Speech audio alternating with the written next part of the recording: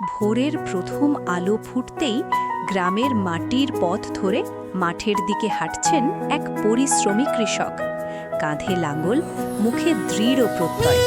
রোদ, বৃষ্টি, ঝড় কিছুই তাকে থামাতে পারে না। সবাই যখন বিশ্রামে, তখনও তিনি ঘামে ভেজা শরীরে জমিতে কাজ করে চলেন। গ্রামের মানুষ অনেক সময় তাকে বলে, এত কষ্ট করে কি লাভ? কৃষক শুধু হাসেন, কারণ তিনি জানেন পরিশ্রম কখনো মিথ্যা হয় না। প্রতিদিনের ছোট ছোট চেষ্টা একদিন বড় ফল বয়ে আনে।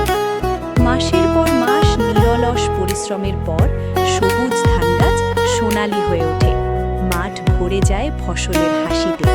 সেই দিন কৃষকের চোখে জল আসে, কষ্টের নয়, সাফল্যের। এই কৃষক আমাদের শেখায়, স্বপ্ন পূরণ করতে হলে ধৈর্য আর কঠোর পরিশ্রমই আসল শক্তি। মনে রাখবেন,